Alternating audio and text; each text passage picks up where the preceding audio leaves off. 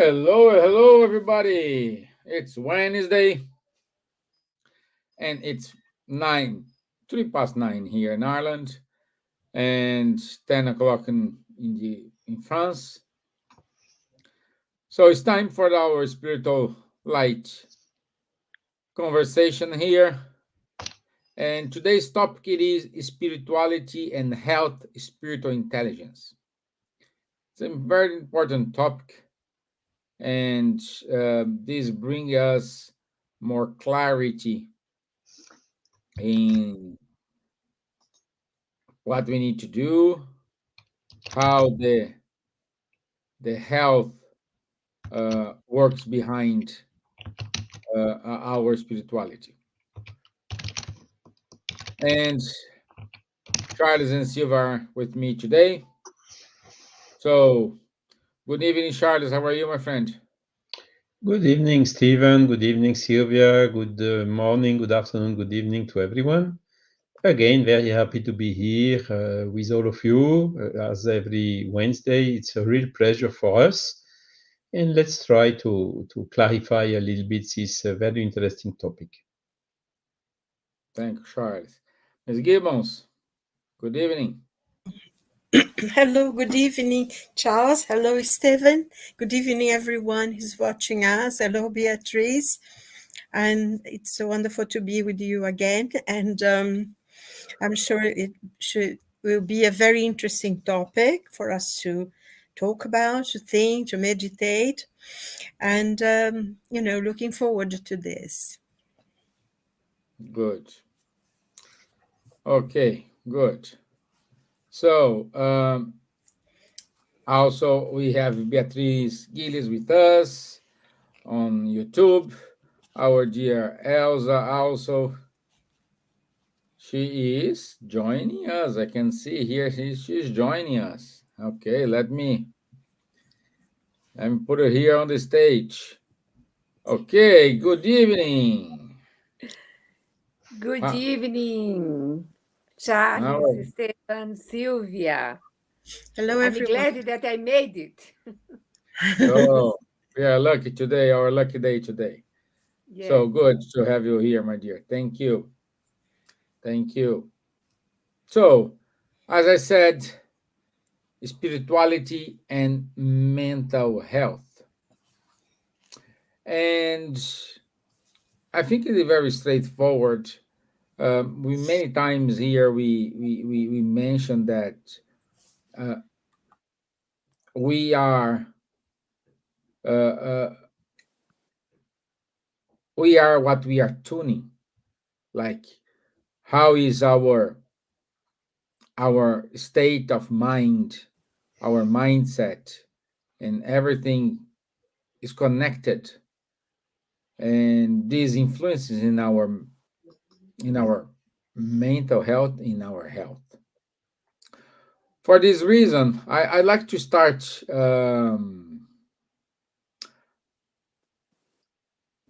with you, Charles. Is the in what extent spiritual intelligence positive impact in our overall health and well-being? That's a very interesting question. Basically, this notion of spiritual intelligence popped up something like 15 or maybe 20 years ago maximum. So it's something new, huh?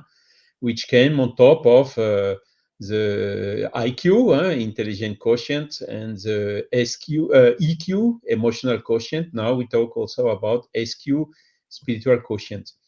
And very interestingly, in the definition, when you look into, for instance, Wikipedia, or you take some authors like Dana Zohar, they are listing the principles of the spiritual intelligence.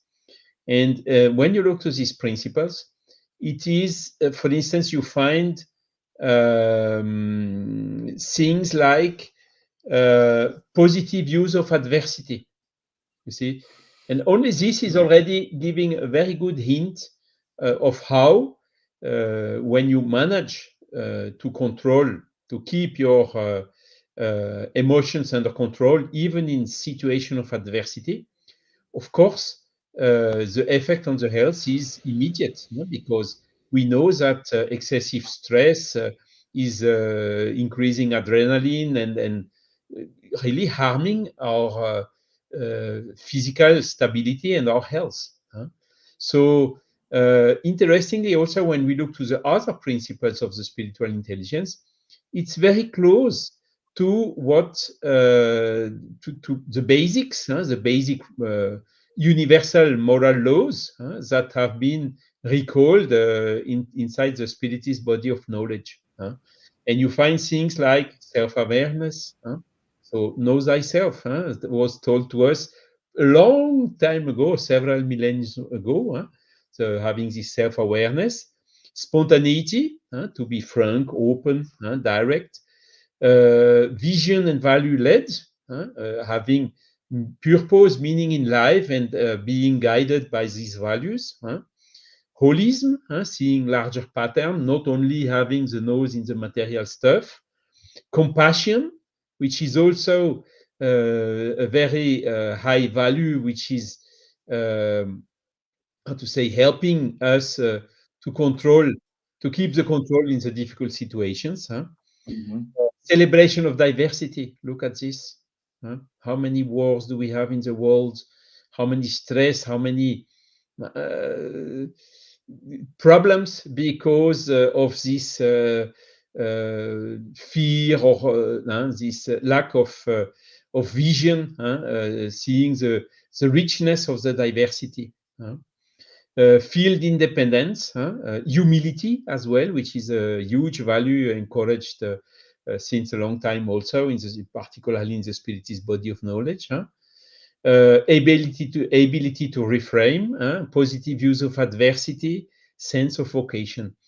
And I encourage all of you to give a look to the Spiritist Medical Association, which has now is international.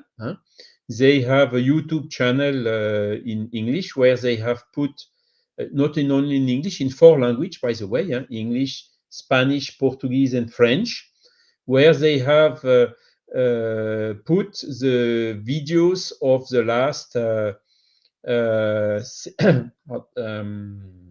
Congress, Spiritist Medical Congress, and where you will find a lot of interventions showing how all this value, how all these uh, consequences of the spiritual intelligence can and have a positive effect on our health. There are today in the medical magazines, the scientific medical magazines, thousands of papers which have been written showing the positive effect of this spiritual intelligence or spiritualistic beliefs on the health, showing much more stability, much quicker recovery from difficulties and illness, much better coping in front of problems, and so on. So I'm not a specialist, I'm not a doctor, but Stevan, if you can then put in the chat the address of this YouTube channel, I clearly kindly invite all of you, give a look to it, listen to the lectures, and you will see it's absolutely amazing. Okay, it's done. Thank you, Stevan. Good. And yeah, this is very good. And also we need to understand that sometimes we say spiritual intelligence, it is spirituous, but no, we, there are movements about spiritual intelligence which is completely different from the spiritist movement, and a lot of executives talk about it. Charles can give us some hints about it. Um, my dear Miss Gibbons, uh, how is spiritual intelligence, if you know, differ from emotional or cognitive intelligence? What's the difference? What's the beauty of spiritual intelligence? Oh, spiritual intelligence is it's something I think that goes beyond that, isn't it? Goes beyond the material. It's something that it's inherent in all of us. You know, some of the things that is required, compassion, understanding, is is something that you understand yourself to be something more than just a physical body and just a psychology and a mind. You understand that you, as a human being, you are much more than that. You are a spiritual being as well, and we know I that talked about this before, that we are spirits living in a material experience. This is, I think, from that French. He was a priest. I always forget. Teilhard de Chardin. Gerard Chardin. Yeah, and I think this is very important, and to have that understanding that we are spiritual beings living in life, that we come to life for a purpose.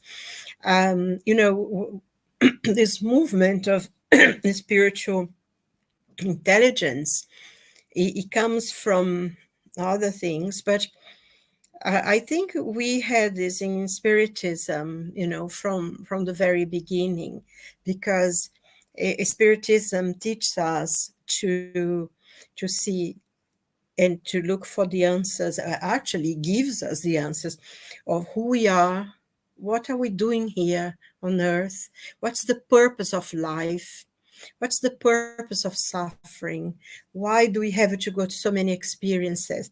So the spiritist knowledge, teachings already gives us all of those answers. And I think this is sort of now is spreading out, is going out. So a lot of people don't know about spiritism, but they have this understanding that they are more than just a physical body, that they have within themselves a greater knowledge, a greater potential, and the ability sometimes, of healing themselves. There are many, many people who, go through illnesses, and through their own force of will, they can overcome things and they can get better. There's a lady, she wrote actually a book about her experience, that she was really very, very ill, and she was dying, and through her own effort, and she actually healed herself, and she's really healthy now. And she wrote this book. I met her, talked to her a lot. She's a lovely person, and she wrote this wonderful book. I think her name was Madura or something. It's been quite some time ago. So there are many, many people who have this, that they say, my spirit's strong. And I think also it's to go beyond our own ego, our own daily struggles. We can make into everything that happens to us in a day-to-day life, the experiences that we have to go through, the difficulties that every now and then come, and out of the blue, and suddenly you face with this problem that you never imagined would come into your life, but there you are, you have to face it. And I think to be able to see this as something, okay, I can be calm, I can solve this, I can go through this, and I will find the solution. Everything that is a solution. We are here to learn certain things, and also, asking ourselves why this difficulty is happening to me now. What is it that I need to learn from this experience?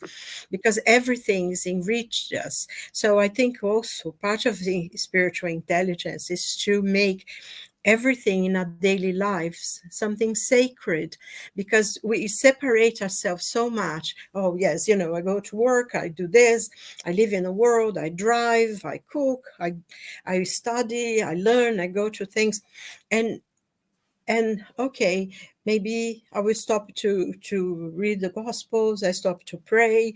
I will have 5 minutes for prayer, and we never see ourselves as a whole being. And I think that's one of the things of spiritual intelligence, for my understanding anyway, is to see ourselves as a sacred being, as a spiritual being, and we're going through different experiences that's polishing us, is helping us, is making us more malleable, more flexible, more understanding, caring, compassion, and to make a daily lives into something that is good and sacred, you know. Our moments of prayer and our moments of work, our moments when we talk to someone, this is all have to be part of the sacred life that we have to say, not some as something apart from this, you know. Oh, I have this moment I pray, so I'm all dedicated. No, but to make a whole life.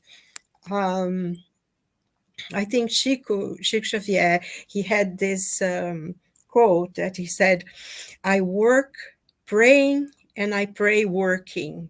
And I can't understand how people that don't pray can live in this world. And I mean, that's exactly, is to do everything. And the gospel according to Spiritism, you know, the Spirit teaches us that before you do anything, just think of God, you know, dedicating that work to God. And life, you know, becomes a little easier because it's almost like you're sharing the burden with God, and He'll take it, you know. So I think also one of I find as well for myself in my understanding. I mean, there are so many different ways of looking at it, but I think one of the main points as well for a mental health, for stability as human beings, is to have a sense of purpose in life, is to have something that we want to do and try to achieve it, you know. To have a sense of that have we find a meaning in our lives, because I think sometimes, you know, nowadays the world, not that I'm against technology, on the contrary, I love technology, but I think we can be the controller of the technology, not the technology controlling us. It's good, it helps us, makes our life easier, facilitates our lives, but I think we need to find something meaningful. You know, we sometimes waste a lot of time looking to things and not finding around us something that we want to do that make us happy. I remember I was watching this, somebody, you know, they were having this conversation. We were having this conversation and someone was saying, oh, you know, you're so lucky because you always are able to get everything you want. You know, this kind of silly conversation sometimes you go through when you're having a cup of coffee with people. And this person said, no, I'm not lucky. I know what I want and I go after it. I work to reach it, to achieve it. Um, and, you know, and I work really hard. And I thought, oh, yeah, that's it. Because, you know, so you're so lucky that you did this. You're so lucky because you have that. No, it's not luck. It's that we know what we want, we go for it, and we work really hard to get to it. And I think this is all part as well of you know, being healthy mentally, having purpose, having meaning in our lives. Because, you know, most of us, we want to be happy, and it's fine, you know, there is nothing wrong to want to be happy. But I think, you know, Jung said the purpose of life is not being happy, but to find meaning into the things that happen in your life. And I think that that's what spiritual intelligence is an ensemble of many things. And, you know, to go back to the question that you asked, it's to see ourselves as something beyond the physical body, something that is eternal, a spirit that is immortal. We will have many opportunities and to growth and to be spiritually aware and to spiritual enlightenment. It's all part of it. And I think the fact that this has already gone out from religious or, you know, it is already reaching business, because this sort of stuff start getting into business, it means that we are spiritually, humankind is growing, you know. So Yeah, yeah. that, It is very important, and it yeah. is always, always a hot topic. Yes. My dear Elsa, how to we talk we mentioned here about tuning, how to tune ourselves in good vibrations. Stevan, listening Charles and Sylvia, I was doing or making a link with one very nice topic that we have in the Spirit's book and the Gospel according to Spiritism. When we read and study the good person, remember, there's a good spiritist and the good person. Yeah, When you read the good person, all the paragraphs, the good person is the one that follow the law of justice, love and charity, blah, blah, blah. The good person, blah, blah, blah. For me, reading about the good person explain everything around a new topic in the world, spiritual intelligence. It's so easy to understand the importance to follow the rules of nature laws or divine laws that we have within ourselves. So, when you really do your best to be a good person in our society, preventing things that someone is doing against others, you are using your spiritual intelligence. It's something that each one of us we can develop in ourselves. When Charles cited Dona Zoa, I remember, I think, I can't remember if it was 2017, perhaps in Switzerland, that we met her, no, Charles, or before that. She was talking about the point of light on the top of her head. Of course, we know that in our coronary center of force, talking about the light there, according to her researches, experiencing things in laboratory or images, etc. Talking about that. So everyone, each one of us, we have this point of light. That means we have God in ourselves. We have this light vibrating in ourselves, helping us to use our mind, our conscience, to be a good person and put in practice and develop in ourselves what Jesus, as the great master, great philosopher, great doctor, great everything, gave to us all these lessons how to be a better person, a good person, and live a better life. Because we can use our intelligence to know mathematics, to know physics, to know everything. We can use our spiritual intelligence to be simple, humble, and to be a very higher profile spirit here on earth, as Mother Teresa of Calcutta, Gandhi, Chico Xavier, so many important persons, even our Saul of Tarsus, that gave to us the example to change and use immediately spiritual intelligence above his technical, his physical intelligence. He said, "Dear Lord, what you want from me?" in Damascus Road. And that's it. Instantaneously, we could change the world. We could stop wars. We could do everything in order to have a beautiful planet to live. But instead, we are really focusing on other things. And Silvia pointed very well. We can do that. We can change our life. We can put our eyes in practice in our daily lives to live daily in a different way using our spiritual intelligence, isn't it? That's it. Wonderful. Actually, Elsa, the good person, the good spirit is in chapter 17 of the Gospel. Be You perfect. could read it, Silvia, a little bit because I have no books here. I have nothing, only my. I Actually, oh my, Charles, if Charles and Stevan agree, you could read because it's something for me is beyond the philosophy of life. What had there? well, it's very very long.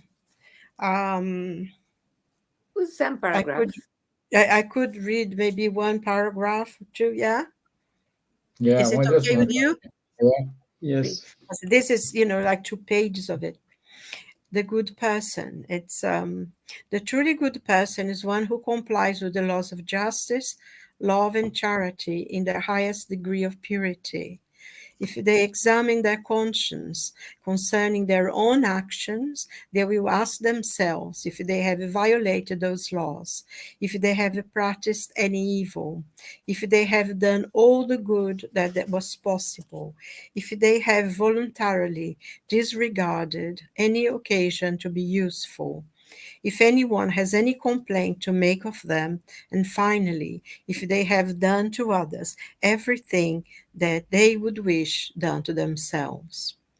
They deposit their faith in God, in His goodness, in His justice, in His wisdom. They know that without His permission nothing can happen, so they submit themselves in all things to His will. Good people have faith in the future, which is a reason to put spiritual possessions before those of a temporary nature. They know that all vicissitudes of life, all pain and deceptions are trials or atonements, and they accept them without murmuring. So this is all. I think it says everything really. If we do everything that's possible for us to do, and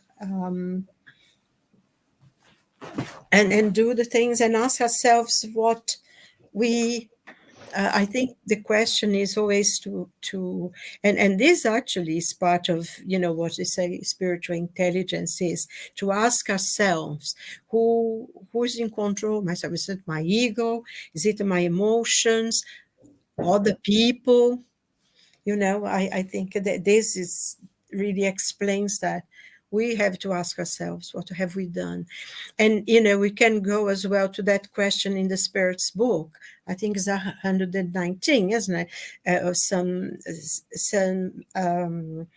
Augustine. Saint Augustine, yes, Saint Augustine of Hippo, when he asked the question that we should ask every day at the end of the day: have I done everything possible? Have I done everything good? Have I done everything that I should have done, or I could have done? Make a sort of analysis of ourselves. And I think this is very important because we can see the meaning. You can find the meaning in our lives, and I think basically that's what we need to do, because if we can find meaning, if we can find purpose, we can bear anything. We will have the problems, we will face them with courage. So I think we're very blessed to have the teachings of the spirit of Spiritism, because it actually gives us all the answers we need. And what I think really amazing is this notion of spiritual intelligence popped up in secular and non-religious or even non-spiritualist ambience. Huh? So this is one more evidence that these values, these fundamental values, are innate in us. Huh? And the strength of the Spiritist body of knowledge is it brings more elements of explanation to understand it better. And the more we understand it, the more we are motivated the more we have, how to say, indications about the best way in order to become a good person. Good person, which is a person with a high spiritual intelligence. It's about the same. And what is also amazing in the spiritual intelligence is that it works even in private companies, in business areas. I was seeing some report that was made in France about spiritual intelligence at work, and one of the person who was there was really a CEO of a very big financial company, and then the people asked him, "But you have a lot of shareholders and so on. Do they let you disseminate and promote these values inside your company?" And he says, "Look, the shareholders, they are interested about the results, and they see that with teams where spiritual intelligence is a core value, the results are better. So they care about the results. They don't look about the means we are using because it works." And this is clearly showing that a team within which there is spiritual intelligence, mean benevolence, fraternity, people helping one of the other, instead of internal competition, go aside, let me, my way, and so on. These teams with spiritual intelligence have much, much better results than the ones based on the former models based on internal competition. And so it is something which is coming because it is in the laws of nature. These values are, we seek them from our inner beliefs or inner values.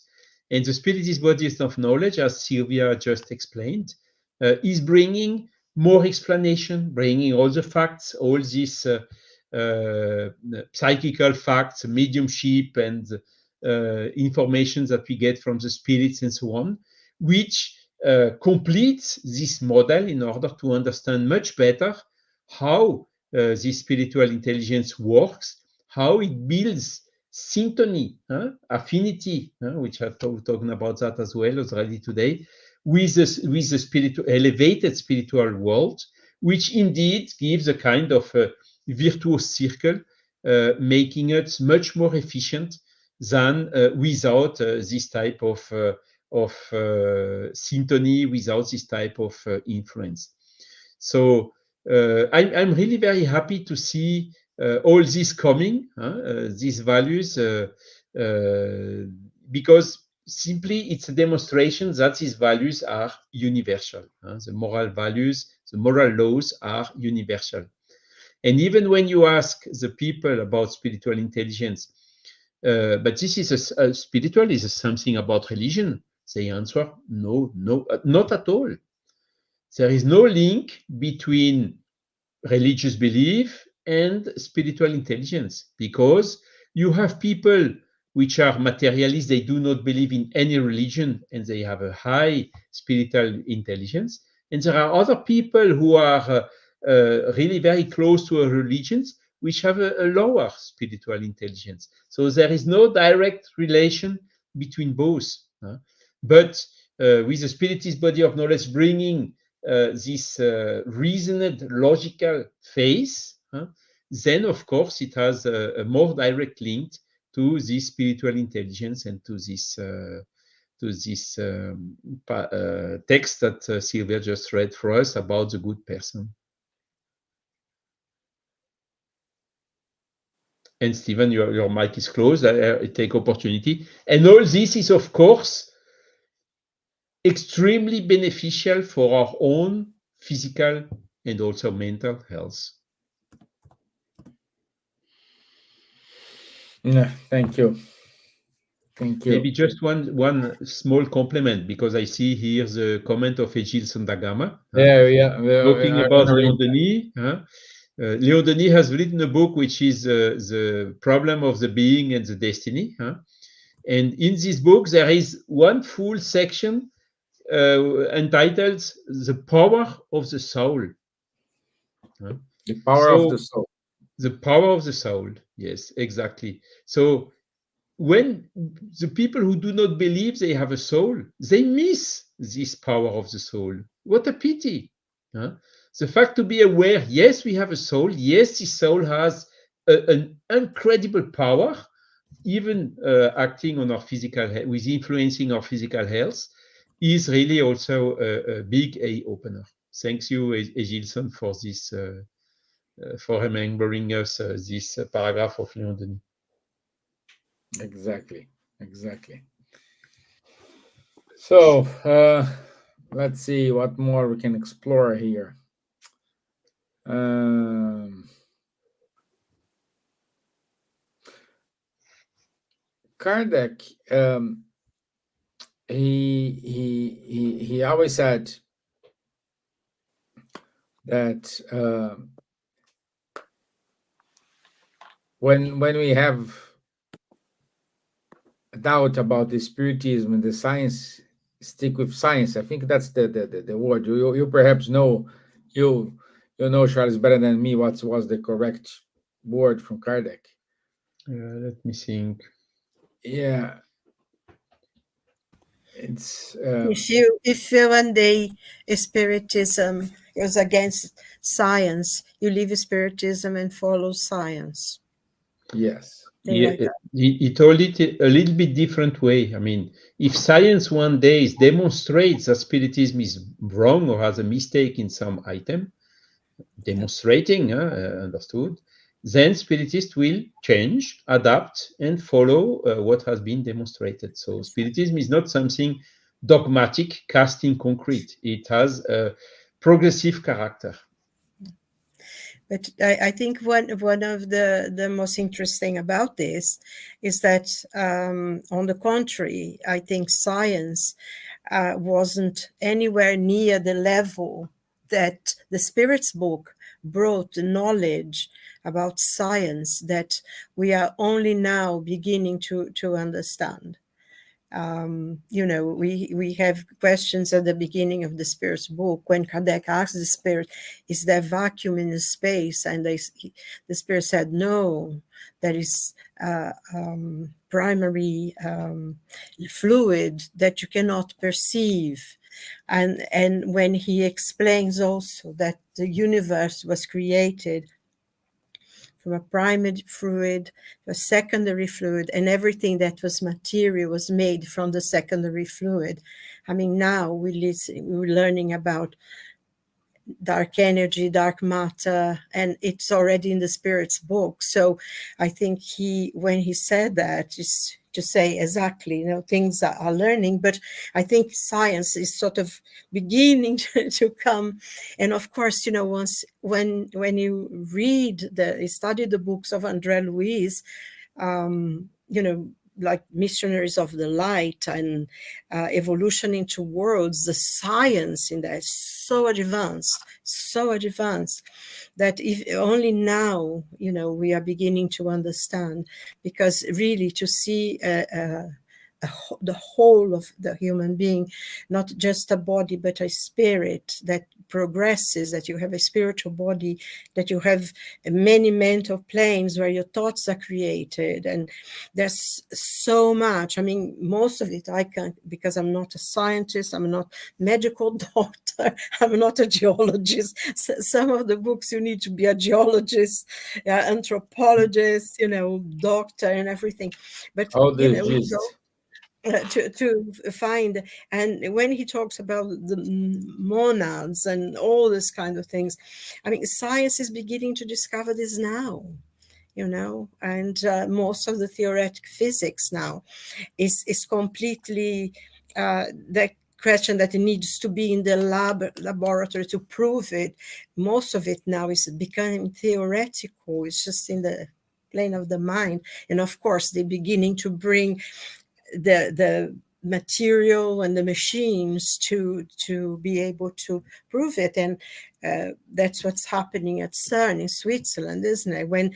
Especially when they discovered Higgs boson, which was completely theoretical when he actually wrote it, and he lived long enough to prove his theory, completely theoretical. So I think now science is beginning to come close to what the Spirit has already taught us. That's my view, anyway. Well, that's what it is, isn't it? If you Exactly. study the book, no. Exactly. So Exactly.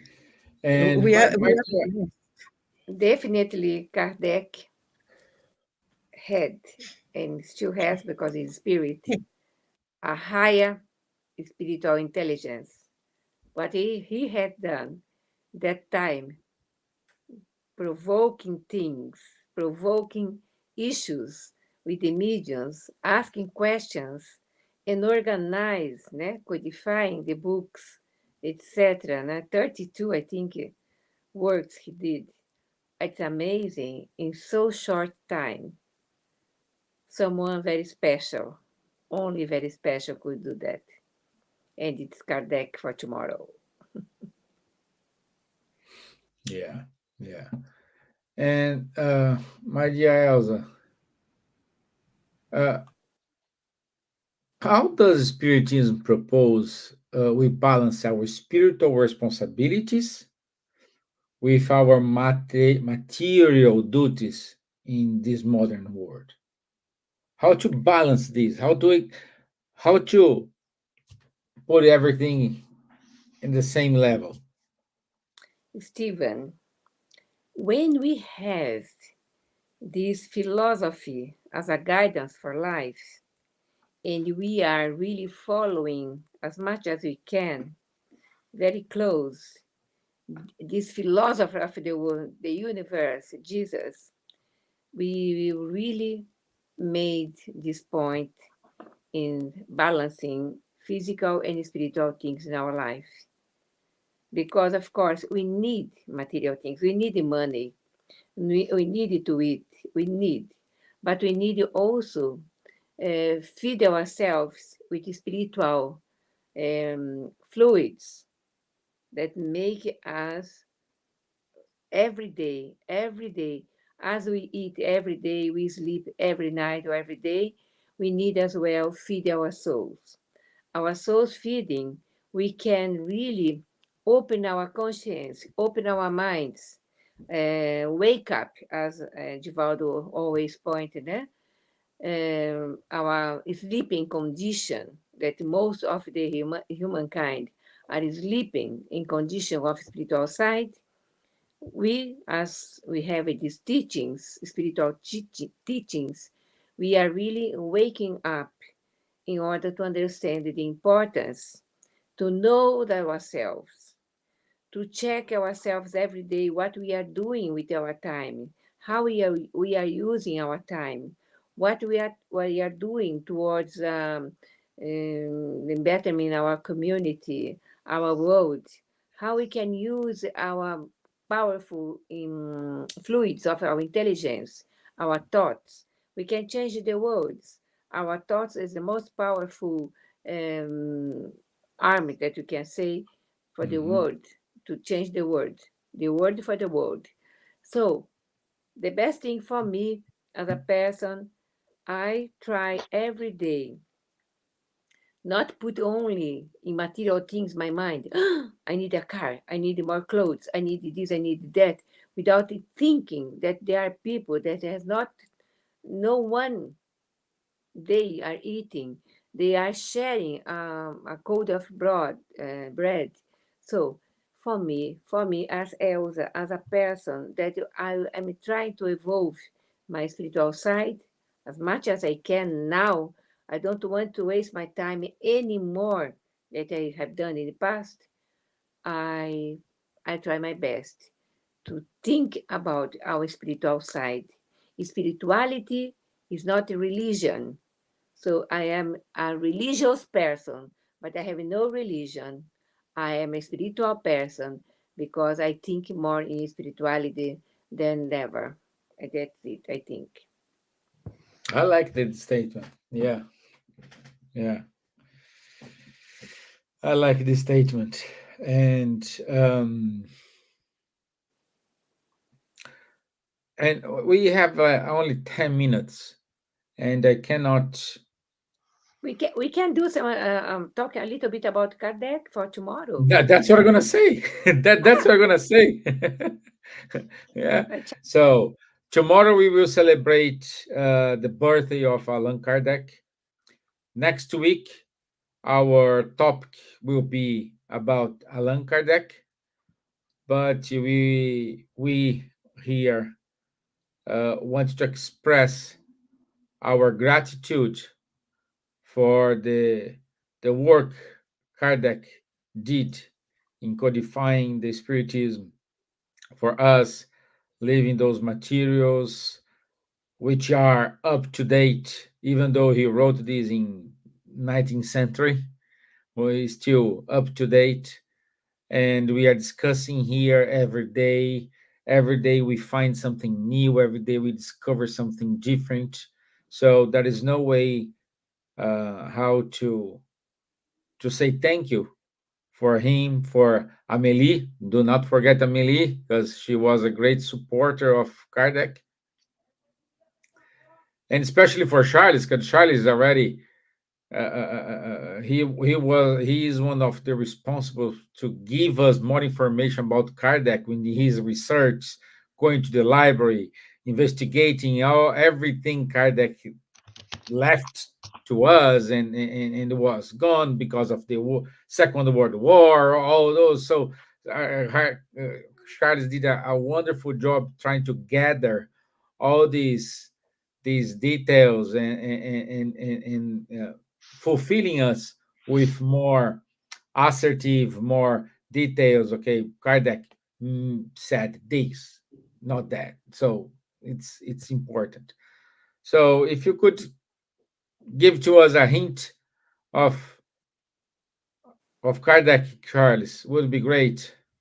Yeah, so basically Kardec opened the path to Spiritism, or to rational investigations about all these spiritualist or spiritualistic matters that were before that a reserved area of the traditional religion, and they really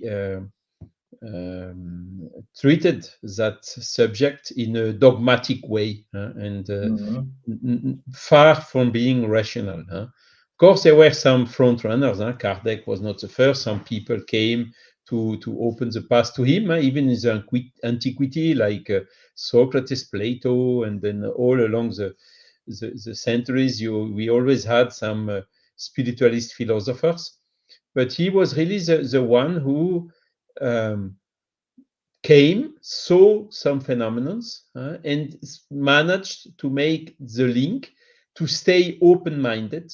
It was against his own ideas. And this is the good scientist, the good person we talk about a good scientist.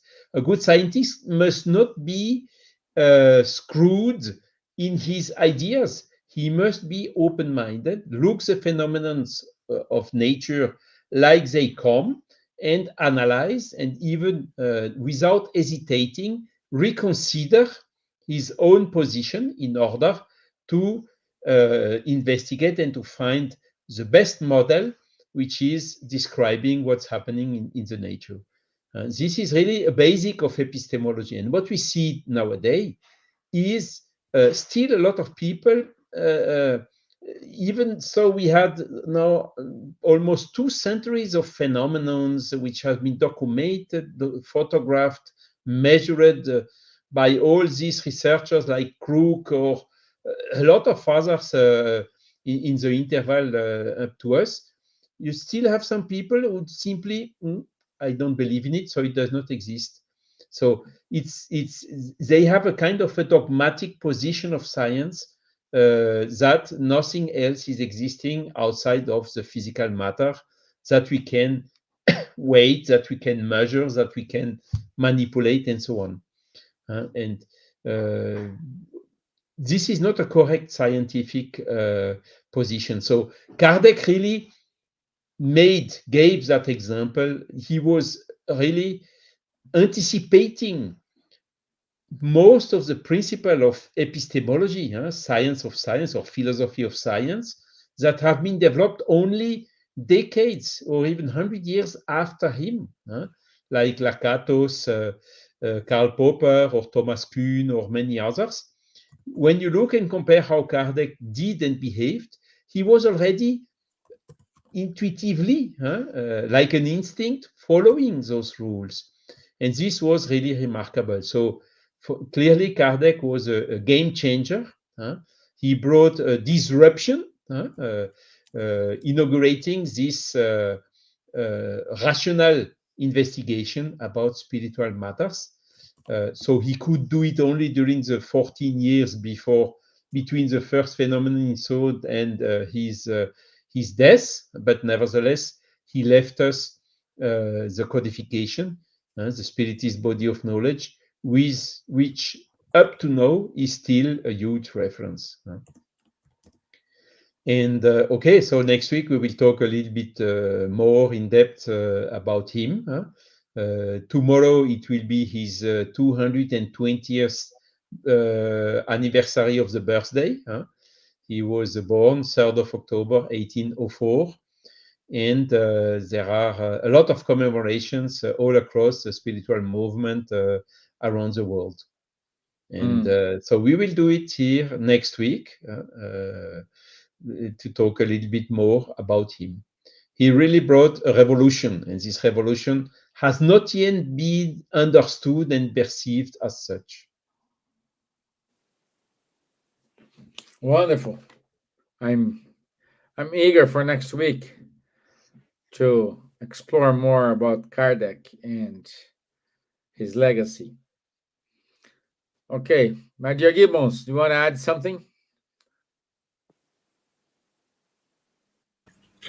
No, it's just that everything that Charles said about Kardec, we haven't even begun to appreciate the work that he did.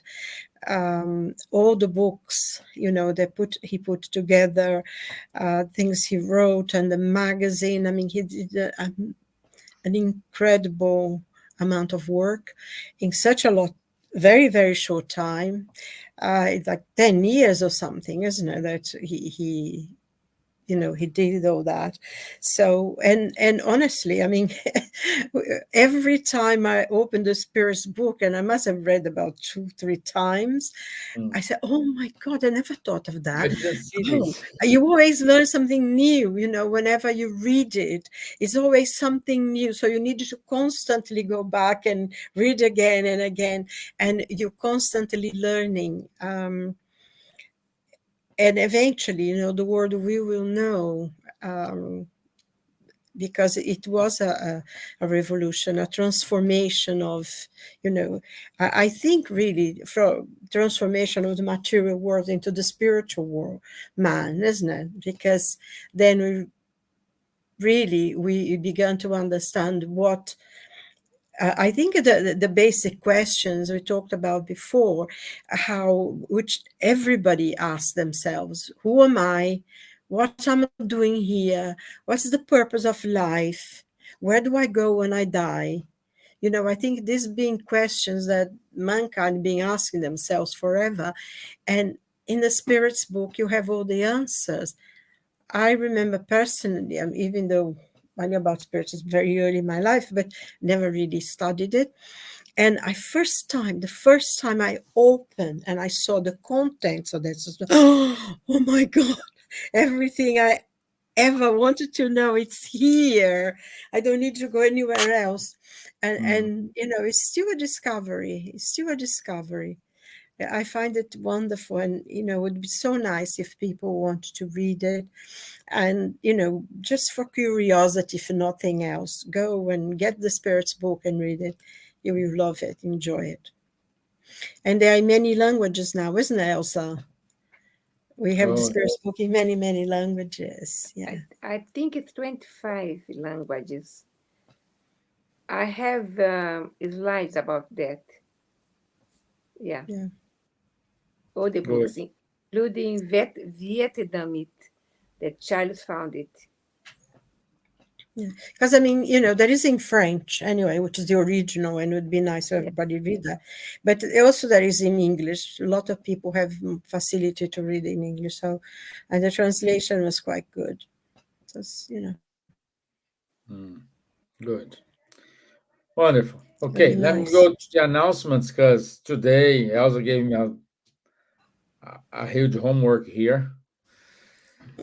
Uh, so let me see here. Before that, Lou wrote to us, astonishing work, a gift on earth for all of us. Great gratitude to Allan Kardec, always.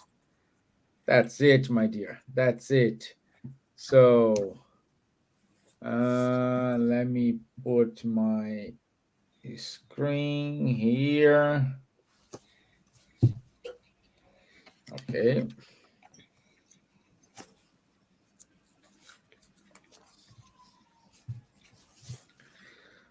Okay, so as we said, next week, 9th of October, 9 p.m., we will talk about Allan Kardec opening the path to Spiritism.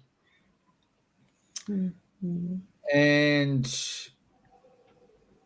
also, we will have in from in 29 and 3rd of March 2025 the first European Spiritist Congress. It's gonna have taking place in Switzerland, in Zurich, and this will be a translated event into English. I'm not sure if they will translate to other languages, but we will try to get more details. But I'm sure it's gonna be translated into English. English. Okay, so uh, this Sunday, 6th of October, we will have our friend Dana Sisi talking about Camille Flammarion, and the topic is Urania.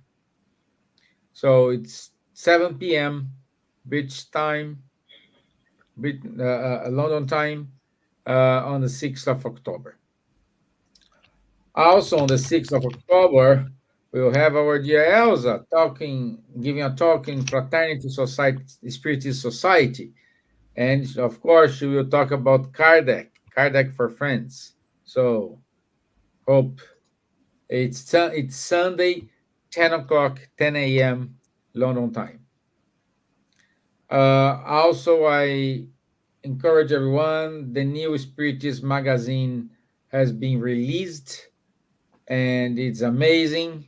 So I invite everyone to go to www.spiritismagazine.com and you have this magazine for free to read and enlighten yourself.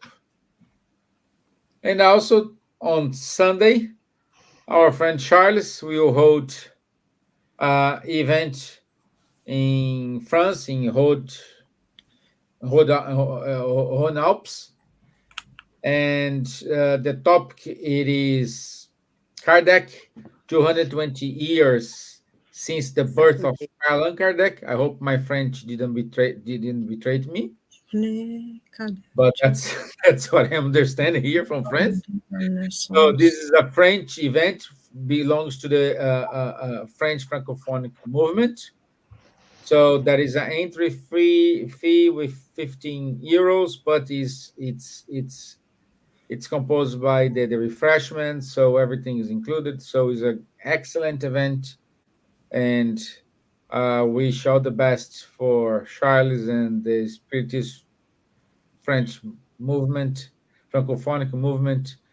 Uh, um, Saturday in Lyon, good where? friend- Sorry, Não é Lyon. Yes, it's Saturday close to in Lyon. Lyon. Yes, it's it's just a close to Lyon. neighborhood It's not in Lyon, but it's close to Lyon. just Nearby. where Kardec Yeah, was born. It's up yeah. here. No. Yeah, if you want to see, I think let's see. Let's practice my French here. So if you want to see the program is Spiritism, it's fundamental. Spiritism in our lives, the importance of charity for a Spiritist center, Spiritist fraternity, Spiritist disclosure, the the evolution of spiritualism from 19th century to today, Diffusion. and what about tomorrow? Up to now, to today, isn't it? Yeah, Is it? And yeah. tomorrow, So I'm practicing my French. So, and I think it is every, and also keep listening Kardec Radio. Thank you, Kardec Radio, for giving this opportunity for ourselves. That's all from me, and I want to say thank you all for your time. Thank you, Elsa, for joining us. I know you are in a very tight agenda, and I wish you the best, all the best on Sunday on your talk. And Charlie, I wish all the best for you on Monday. Steven, if I can invite people from around the Kingston upon Thames here in Surrey, I will I will talk a little bit, a short talk in the Kingston Spiritualist Church about Kardec tomorrow, 7 p.m. Kingston Okay. Spiritualist Church in Kingston.